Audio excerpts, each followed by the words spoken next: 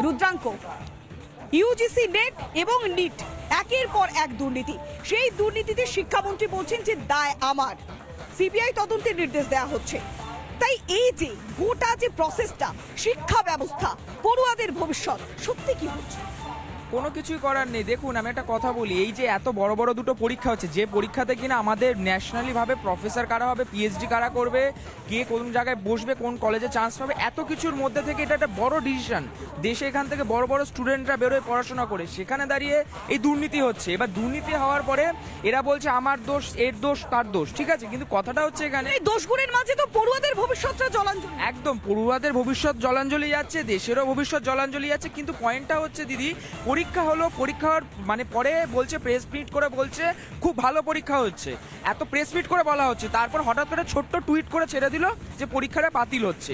আমার কথাটা যে কেন বাতিল হলো এবং কি কারণে বাতিল হলো, দেখুন কোন পরিস্থিতিতে পরীক্ষাটা বাতিল, পরীক্ষা চলছে, ধরুন প্রশ্ন তৈরি হলো, তারপর পরীক্ষা হলো। আচ্ছা, পরীক্ষা বাতিল হচ্ছে তা স্পষ্ট বলে দিয়েছেন ধর্মেন্দ্র প্রধান যে ডার্ক ওয়েবে যে প্রশ্নপত্র সামনে এসেছে, সেই প্রশ্নপত্রের সঙ্গে ডার্ক ওয়েবে যে প্রশ্নপত্র মিল রয়েছে, সেই কারণে বাতিল করা হচ্ছে। আচ্ছা, এই যে দুর্নীতি, এই যে দুর্নীতি, তেজস্বী যাদবের নামটা সামনে এসেছে, তাহলে সেক্ষেত্রে কিংপিন কে? দেখুন, বিহারে যে প্রশ্নপত্র ফাঁস হয়েছে সেখানে অনেকে বলছে যে তেজস্বী যাদবের যে আত্মসহায়ক যে সচিব ছিলেন, তিনি নাকি কোনো সময় দেখা গেছে ওই যে যাদবেন্দ্র নাম আসছে, সে নাকি কোথাও গিয়ে রুম বুক করেছে। ধৃত ছাত্রকে বাংলো, সরকারি বাংলো। হ্যাঁ, কিন্তু যে প্রশ্নগুলো করা হচ্ছে আজকে, যে একই কারণে যেখানে নেটটা বাতিল করা হলো, কেন নিটটা বাতিল করা হলো না? নিটের এক্সামটা বাতিল করা পর্যন্ত কারণ ভুরি রয়েছে নিটটা নিয়ে। হ্যাঁ, কিন্তু সুপ্রিম কোর্ট বলেছে যে বিভিন্ন জায়গায়, কলকাতা, বম্বে থেকে শুরু করে বিভিন্ন কোর্টে যেগুলো কেসগুলো হয়েছে সেগুলো আপাতত স্থগিত থাকলেও সেগুলো সুপ্রিম কোর্টে শুনানিটা হবে। কিন্তু প্রশ্ন আমাদের একটাই, যে আসলে এই তৃণমূল এবং বিজেপি এরা আসলে একই ক্লাসের ছাত্রছাত্রী। যখন আমরা পশ্চিমবঙ্গে এই রাজ্যের বুকে যখন দুর্নীতিগুলো হয়েছে, আমরা যখন বলেছি যে একদম মারাত্মক অভিযোগ, তৃণমূল এবং বিজেপি একই সারিতে রয়েছে, রাজ্যে একের পর এক দুর্নীতি, আবার অন্যদিকে নিট ইউজিসির দুর্নীতি, মানে একদিকে ইউজিসি নেট, আবার অন্যদিকে নিট, বলছে যে বিজেপি তৃণমূল মানে একই নৌকোর এদিক ওদিক। দেখুন, ভারতবর্ষ তথা বাংলায় যে লড়াইটা হয়, রাজনৈতিক লড়াই, ওটা তৃণমূল আর বিজেপি করে, বা আমরা তো ছবি হয়ে গেছে বহুদিন আগে। কিন্তু আমরা ছবি বাদ দিয়ে আমরা যে পড়ুয়াদের ভবিষ্যৎটা নিয়ে তো না, পড়ুয়াদের ভবিষ্যৎটা নিয়ে সত্যিই চিন্তার ব্যাপার। এটা দেশের ক্ষতি, কারণ আজকে যারা পড়ুয়া, কালকে তারা দেশের একজন, সে চিকিৎসক হতে পারে, যা খুশি হতে পারে। এটা দেশের ক্ষতি, এটা সত্যি খুব হবে, মানে তারা অধ্যাপক হতে পারে, খুব গুরুতর ব্যাপার। এটা নিয়ে মানে কোর্টেরও আরেকটু চাপে রাখা উচিত সরকারকে, আমি বলবো। আচ্ছা পৃথ্বীরাজ, একটা বিষয় সামনে আসছে যে 30 লাখ 32 লাখ এত টাকায়, মানে এত টাকার বিনিময়ে ডাক্তার হবে, মানে এই ডাক্তারের কাছে মানুষ চিকিৎসা করাতে পারবে তো? দেখুন, এখন বিষয়টা আপনাকে বুঝতে হবে, বিজেপি হচ্ছে নো কম্প্রোমাইজেশনের বিজেপি। কারণ আমরা দেখতে পেলাম যে নিটে এবং ইউজিসি নেট যেটা আপনারা বলছেন দুর্নীতি, আপনাকে দুটো আলাদা করে বুঝতে হবে। নিটের ব্যাপারটা কি?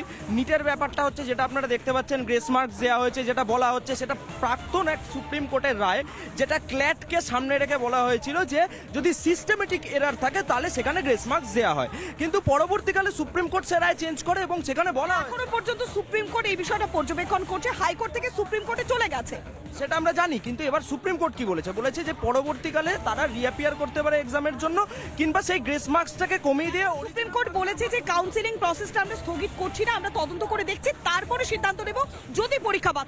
একদমই তাই।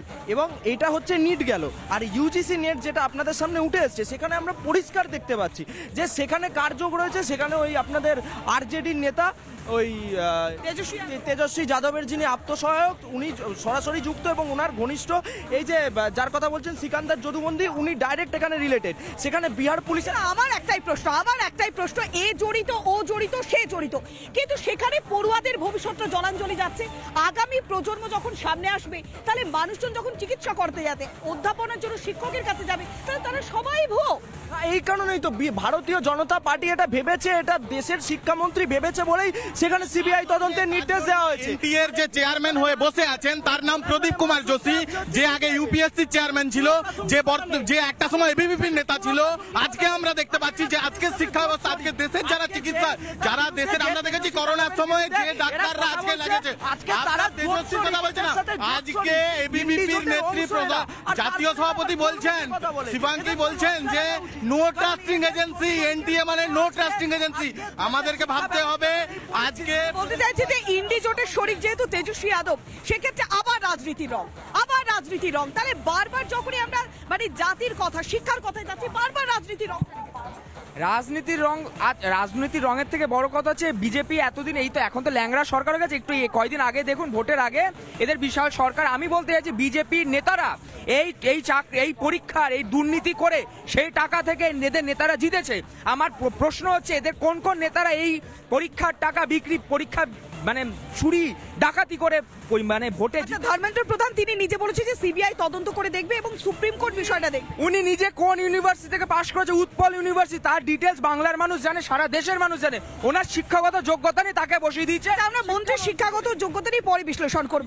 আচ্ছা আমরাও তো রাজ্যে একের পর এক দুর্নীতি দেখেছি। রাজ্যের মুখ্যমন্ত্রী বা সেকেন্ড ইন কমান্ড শিক্ষামন্ত্রী তারা কি কখনো সৎসাহস দেখাতে পেরেছে যে হ্যাঁ দুর্নীতি হোক দায় আবার, এই কথাটা কি বলতে পেরেছে? একদম ঠিক বলেছেন। বিজেপি বলছে যে আমরা বিক্রি করেছি, আমরা চুরি করেছি, সেই টাকা দিয়ে আমরা ভোটে জিতেছি, তারপর আমার গাড়িতে আমি একদম স্পষ্ট বলবো, ধর্মেন্দ্র প্রধান গতকাল যখন প্রেস মিট করেছিলেন তিনি স্পষ্ট বলেছেন যেহেতু বিহার থেকে প্রশ্নপত্র সামনে এসেছে আমি শিক্ষামন্ত্রী হিসেবে দায় নিচ্ছি। দেখুন, প্রথম কথা একটাই, আজকে যে তৃণমূলের বন্ধুটা বলছেন এই কথাটা, যারা এই বিজেপির কথাটা বলছে আজকে ওনাদেরকে ভাবতে হবে এই পার্থ চট্টোপাধ্যায়ের বান্ধবীর ফ্ল্যাট থেকে এই পশ্চিম বাংলার যে বেকার শিক্ষিত বেকাররা যারা লাখ লাখ টাকা দিয়েছিল এই তৃণমূল এবং বিজেপি এরা একই ভাবে এই দুর্নীতিটা করেছে। আরে কে রেখেছিল দেখা তো, আরে পশ্চিমবঙ্গের বাচ্চাগুলো জানে এই তৃণমূল চোর, এই তৃণমূল চোর। ঠিক আছে, এই পশ্চিম বাংলার দিদি আর আচ্ছা কে চোর কে সাধু কে ডাকাত এই সমস্ত বিশ্লেষণের কি এখন সময়? দেখুন, কে চোর কে ডাকাত সেটা সাধারণ মানুষ জানে এবং সাধারণ মানুষ সেই হিসাবে ম্যান্ডেট দিয়েছে। যদি তৃণমূল চোরই হতো তাহলে তৃণমূলকে 29টা সিট দিত না বাংলার মানুষ। এটা ওনারা 3 বছর ধরে পরপর হ্যাট্রিক করেছে শূন্যের। হ্যাঁ, ওনাদের এটা বুঝে গ্যালিলিও বলে কিছু হবে না। আপনারা শূন্য, আপনারা শূন্য, আপনারা শূন্য, আপনারা শূন্য, আপনারা পরপর 3টে ইলেকশনে শূন্য। রাজনীতির অঙ্কটাকে বাদ দিলাম, রাজনীতির অঙ্কটাকে বাদ দিয়ে সাধারণ মানুষের কথা বলবো। কেননা ইউজিসি নেট আবার অন্যদিকে নেট একের পর এক দুর্নীতি, রাজ্যের বুকেও শিক্ষাতে দুর্নীতি, এত মানুষ দাঁড়িয়ে রয়েছে। আচ্ছা বলুন তো দাদা, একের পর এক যে দুর্নীতি হচ্ছে তাতে আখেরে ক্ষতিটা কাদের? ক্ষতিটা সাধারণ মানুষেরই হচ্ছে ক্ষতিটা। কারণ আজকে দেশের যারা মানে বেকার ছেলে আছে যারা পশ্চিমবঙ্গের বুকে এই পশ্চিমবঙ্গ মানে সরকারের দায়িত্ব পশ্চিমবঙ্গ সরকারের নেবে। একটা ফ্ল্যাট থেকে দাদা যেমন বললো এতগুলো টাকা পেয়েছে, ওগুলো কাদের টাকা? পার্থ চ্যাটার্জি কী কাজ করে, অভিষেক ব্যানার্জি কী কাজ করে? দুর্নীতির টাকা নিয়ে আজ তৃণমূল সরকার আজ দাঁড়িয়ে আছে। পুরো দুর্নীতির টাকায় তৃণমূল সরকার ভিত্তির উপরে পুরো দাঁড়িয়ে আছে। কে সরকার বেশি দিন নয়, 2026-এ মানুষ তার জবাব দেবেই। হয়তো 2000 এই ভোটে 2024-এর ভোটে লোকসভা ভোটে এটা কিন্তু জিত নয়, এটা এর ভিতরে অনেক ইতিহাস আছে। ঠিক আছে, এর ভিতরে ইতিহাসে 2026-এ মানুষ তার জবাব দেবে। দুর্নীতি এই সরকারকে পতন ঘটবেই, 100% পতন ঘটবে। আমি দেখাচ্ছি যে মানুষজন বলছে যে এই সরকারের পতন ঘটবে, তারা তাদের মতামত সামনে আসছে। আচ্ছা বলুন তো একটা কথা, একের পর এক দুর্নীতি সামনে আসছে, রাজ্যে দুর্নীতি, আমরা দেখলাম ইউজিসি নেট বাতিল হলো, নিটে দুর্নীতি। আচ্ছা সাধারণ মানুষের যে ভবিষ্যৎ, সাধারণ মানুষের যে জীবনযাপন, শিক্ষিত পড়ুয়ারা তাদের ভবিষ্যৎটা আমি আর কি বলবো, দেশের সমস্ত নেতা চোর। কোনো একটা এমন একটা নেতার নাম বলুন যে দুর্নীতির সঙ্গে জড়িত নেই। কিছু না কিছু দুর্নীতি প্রত্যেক নেতা করছে। একদমই তাই, সাধারণ মানুষ বলছে যে প্রত্যেকটা নেতাই চোর, কেউ না কেউ দুর্নীতি করে। আমি কি বলবে? হ্যাঁ গো, প্রত্যেকটা নেতাই চোর, সব নেতাই মিলে আছে। মানে বলছে যে রাজায় রাজায় যুদ্ধ হয়, মানে উলু খাগড়ার প্রাণ। আমি এটাই বলছি, দেখুন না এখানে সিপিএম এর থেকে এসে বামের লোক এসে 40 লাখে ডাক্তার হয়, উনি এটা ঠিকই বলেছেন। 15 লাখে এই রাজ্যে চাকরি হয় আর 40 লক্ষ টাকা দিলে ডাক্তার হয়ে বেরিয়ে আসা যায়। এটাই এখন এখানকার সত্য। মানে শিক্ষার কোনো দাম নেই, মেধার কোনো দাম না নেই। না, একদমই তাই নয়, একদমই তাই নয়। এখানে যথেষ্ট ঠিকভাবেই হয়।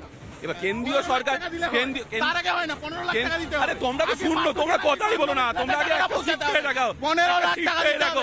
আরে শিক্ষার গল্প ছাড়ো, শিক্ষার গল্প ছাড়ো। না, দেখা যাচ্ছে কিভাবে তেজস্বী যাদব পর্যন্ত জড়িয়ে যাচ্ছে এই ঘটনায়। সব থেকে বড় কথা যে এই যে ইন্ডি জোট, এরা দুর্নীতি করেছে বলেই আজ পর্যন্ত সমস্ত চোরের কাচ্চা খুলছে। আজকে আপনাদের লজ্জা হওয়া উচিত। ইন্ডি জোট সব থেকে বড় চোরদের সরকার। ইন্ডি জোট যেখানে যেখানে এত দুর্নীতি হচ্ছে, কে চোর কে ডাকাত সেই বিষয়টা আমরা বাদ